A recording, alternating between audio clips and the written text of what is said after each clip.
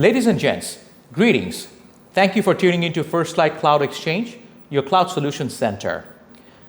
As many of you already know that Verizon and all the other local exchange carriers have probably sent out notifications of their plans of decommissioning the copper platform, it has become a major issue.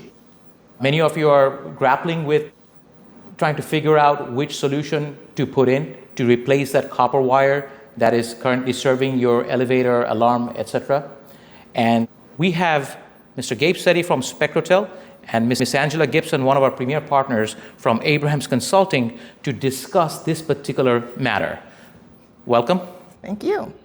Pleasure to be here. Sure. So Angela, I know you've been asking me a lot of questions Absolutely. about how to go about, you cater to a lot of New York City, New York State customers that have a ton of copper wires in places today, how to manage this issue.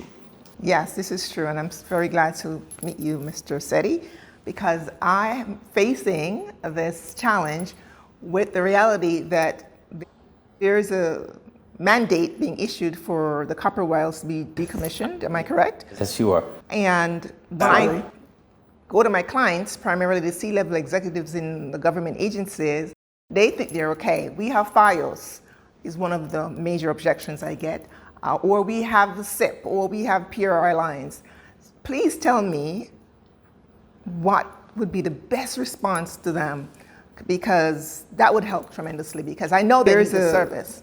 Sure. Issued for the copper wires to be Well, the horse's mouth.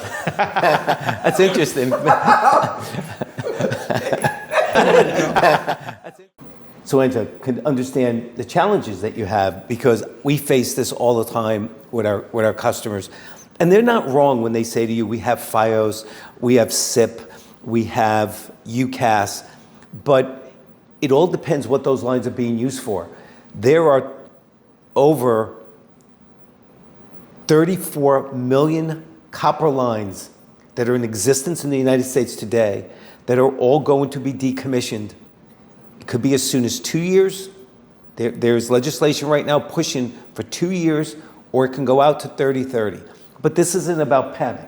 This is about educating, how to educate your customer so they understand the importance of what's going on. And when they say to you, I have these things, I'm okay, I'm covered. So let's address it. So FiOS. FiOS is a Verizon product. Internet over fiber is an AT&T product, the same idea. Product, yeah. Same thing, but they just call it different things.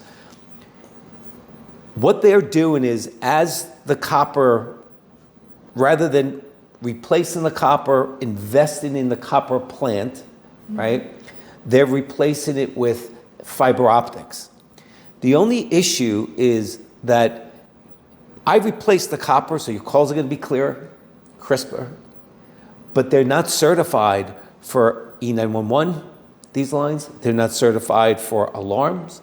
They're not certified for elevator, any emergency services. They're not certified. Why, you may ask? Because they run on AC power. And so what happens if there's a power outage, those lines are rendered useless. right. Verizon does not sell today a battery backup for those lines. It's on the customer's responsibility.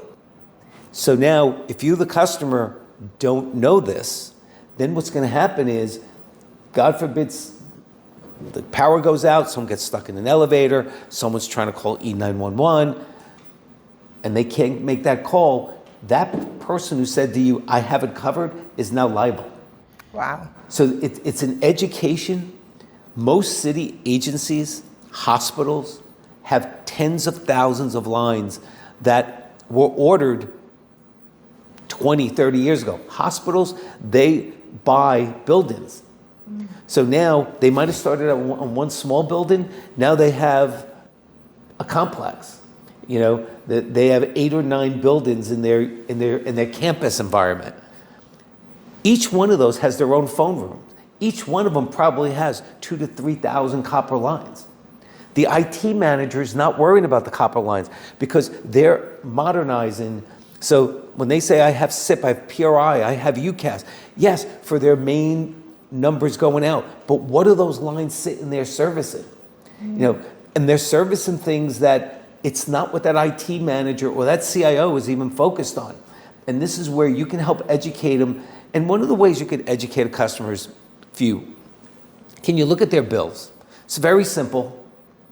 And that bill, with the help of Angela and her company and First Light Cloud Exchange, they will be able to assess and let you know how many of those POTS lines that they have. Have you found in the past that government agencies are reluctant to have you look at their bill? Some, yes, and what the reluctance is because they're all over. You're better off trying to get a customer service record. It's called the CSR, because the customer service record, I'll be able to pull and let them know what all their line and what their inventory is. So instead of them going to look at each bill that's scattered all over, Correct. this letter of Agency, so if you can get a letter of authorization signed, it allows a company like Spectrotel to go to Verizon, AT&T, whoever their provider is, and pull all their lines. And here's the beauty of it. I'm not looking at how much they cost. It's not a bill. So if they're concerned about cost, I'm not seeing it.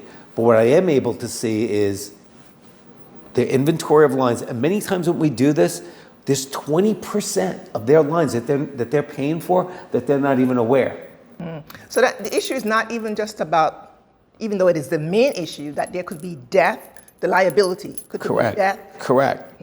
Death is the ultimate liability, but then there's a financial issue. Absolutely. And we were talking earlier, different administrations come in, they change offices, they even change where their desk is. So they want a line next to their desk where the line over there was just unplugged. They're still paying for those lines.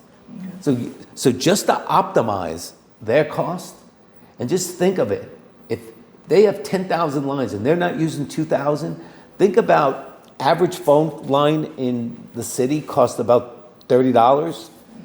Think of the money, $60,000 a month they can take and put it to a project to help modernize and get their battery backups for their SIP and their POTS lines, the FiOS lines that they're using. If I may take a moment and actually drive this point further, what we are exclusively discussing about are the analog services that the POTS lines are being used for. POTS meaning it's a copper wire, that single strand of copper that you plug into a phone, and that's a POTS line. So the analog services that most businesses use POTS lines for are elevator line, right? Elevator alarm. It's safe to assume that the IT manager or the person in charge of a large infrastructure is not likely thinking about elevator and alarm line. They're falling by the wayside, right? Now, yeah, Verizon is sending out notifications, but nobody's really reading that all the time. And when that line gets decommissioned, now you have an elevator without alarm service. You may think that, well, you have a FiOS circuit, but that FiOS does not have DC power. So if the FiOS goes down, no one will be able to make a phone call, an emergency call from that elevator. That's a matter of life and death. That's what we are talking about here. Right. And the main issue being the power. If the power, it doesn't matter what they have. If the power goes out, whether they have fiber or SIP. So the copper, if we go back to 4th grade science class, right? Okay. Remember first time you plugged in a phone into a line and it did not need power, and we were surprised, wow, it doesn't need a power, because the phone was getting power from the POTS line. Fiber optic, while it offers great phone service, it does not carry power. So that phone device in the elevator still needs to be powered up. But if the FiOS goes down and there's no battery backup, the phone is not going to work, right? That's the disadvantage. So you mentioned about we're going to the life and death emergency, but there's more that we need to look at. Centrex lines, where you have the ability to dial 4-digit dial-in. Mm-hmm. Most agencies in New York use Centrex. So instead of having a phone system in every single building, they're able to do, through POTS lines, through these Centrex lines, 4-digit dial-in. Well, when the pots get decommissioned, they're no longer able to do that 4-digit dialing. How are they going to solve for that? Fax lines, modem lines. In Manhattan, do you know how many fax and modem lines are still being serviced through POTS lines? Until you get that notification, and I'm not going to make doom or gloom. Everyone has a budget. Every municipality, every business has a budget. Taz, and you know this, customers that were paying $30 a line get a notice that their rates are going to go up within 30 days. So you think they're usually not paid attention because someone that pays the bill is not the person that is the CFO, the procurement manager, the person that's managing the budget. Those lines are going up to as high as $1,200, anywhere from $30 to $1,200. Now, typically they'll go up to $300, $500 a line, but imagine you get in a bill and your calls go up. What chaos is going to happen because your budget now, who's going to pay for that? Wow. And it's because never mind the decommission. So what the AT&Ts, the Verizons of the world, they don't want to wait until decommission. Mm-hmm. So they're trying to discourage you to get off these lines by increasing your bills. Now, in municipalities, because these bills are scattered all over and they're not paid as under one umbrella, they're paid as they come, they don't usually catch that to the end of the year, that why did our costs increase? Mm. So these are the things that the CIO is focusing, again, helping with security, making sure that they have primary, secondary access, that they're trying to modernize their technology to get more efficiencies. And they're going to get hit from the blind side on these increases. So it's not only about life and death. It's not the fact that it's going to be end of life. It's what is it going to cost you for waiting? That's the big question that you need to ask them. What is it going to cost you because you waited? Because if you waited, it's going to be too late. And it's the worst when life hits you from the blind side, isn't it? Correct. And tell me a little bit more about the fact that Spectrotel offers not just the battery backup or the power, they offer the 4G, the 5G. Can you speak to that more? Yes. So Spectrotel offers, we call it POTS transformation as a service. So we offer a POTS over broadband line. So I can take one of those copper lines and put it over cable, and they're able to make a phone call. I can put POTS over 4 or 5G technology so that I don't need an internet connection. I could do it based on the cell signal. I can do SIP. Now SIP, there's 2 types of SIP. The SIP that we need to replace analog and not change out your phone equipment and not have a big upcharge in infrastructure costs is called analog SIP. I get to use the same equipment. All we're doing is we're replacing the copper lines and gives you the same functionality that copper line did, but it's called analog SIP technology. And then the most expensive to set up, it's the least expensive once you deploy it, is UCAS. But most of these older buildings, the cost for the infrastructure to put Cat 5, Cat 6 cable at each station where a phone is, sometimes is cost prohibitive. That's why we offer 3 other solutions that you don't have to change your phones and won't cost you any more or possibly less than we pay for a POTS line today. Yeah. How do I get around the without slighting the client, to let them know that these copper lines have been put in before they were born? A lot of them, they're like, we're covered, but they don't know that the lines are so old, they're not thinking about it because they weren't even on the planet yet. So one of the things that I try to overcome those, and Angela, very, very good point. I think I'm going to hire you, you're smart. One of the things that we've tried to do is we offer them free inventory. And what I mean by free inventory is we ask for that letter of agency, LOA, so that we can get the CSRs, so that we can, another term that's used is we scrub the CSRs. And with the idea of letting them know that, and I promise you, we have yet to have a customer that had a record of every one of their lines. So we're optimizing for them and helping them immediately see that they're paying for lines that they probably don't even know where they are or use it.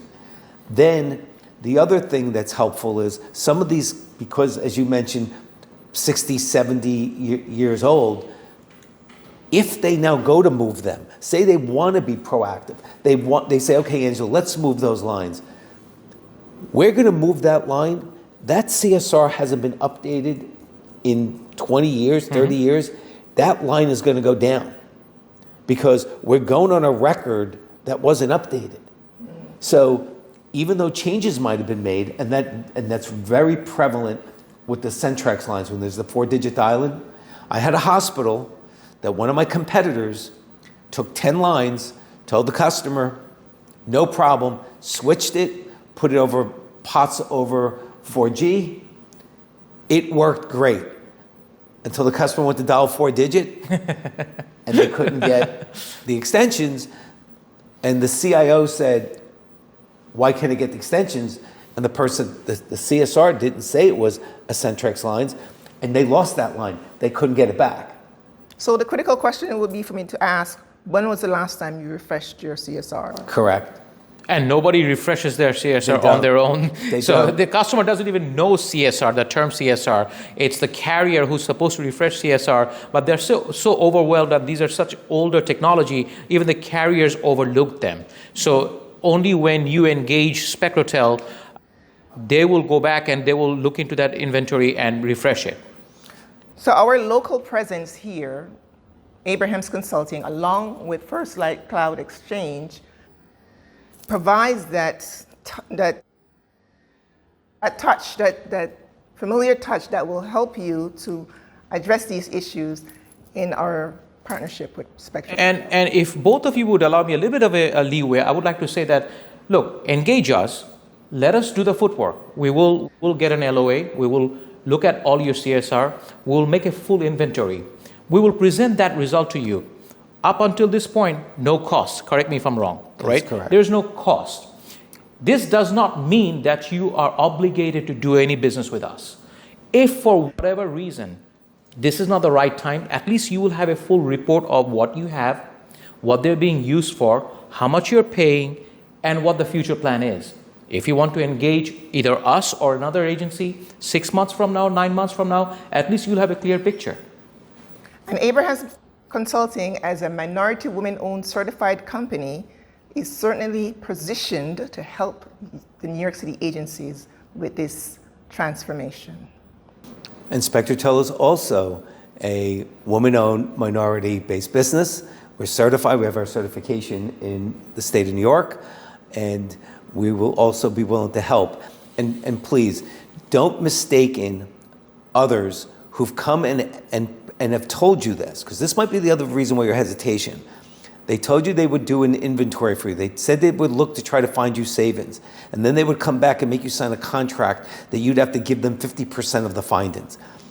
That's not what Angela's company does. That's not what First Light Cloud Exchange does. We're not a telecom auditing firm. The concept you're talking about, there are agencies out there, they're called telecom auditing firm. They go out, they find you money. Yes, you've been overpaying $30,000 annually, right? And they come back and say, hey, I found you 30 grand. I'll take 15, you take 15. We're not talking about that. That's not the business we are in. And the other thing I would just recommend, it doesn't hurt. We're not challenging what you're doing. We know that you're doing a great job, many of you. But these are the things that are hidden, and we can help with the finding these issues. I don't want you being to a situation where we had a E911 go down because notification came in that these lines were going to be decommissioned, and 6 months of notification, no one knew what these lines were. And then when Verizon finally took down Then guess what? Within 5 minutes, we got the phone call to let us know it was to their 911. And you can't turn these up right away. Yep. So we had to scramble, and at that time, do you want to be the person that is ultimately responsible for someone else's doing? This is where we could help you. We're not looking to change anything you're doing. We're not trying to cost you more money. We're actually trying to save you money, and we're trying to prevent and plan something out. It might be 3 years, but you know what? If you have 2 to 3 or 4,000 lines, 2 to 3 years, you need to start planning now because it's not quick. Trust me. And I think you know that as well. Thank you so much. Thank you. Appreciate the time. Thank you, Angela. Thank you, Gabe. So there you have it. Please engage Angela, engage us. Let us come and take a look at it. And I'm sure we will find a great solution for you. Thank you. Have a great day, everyone.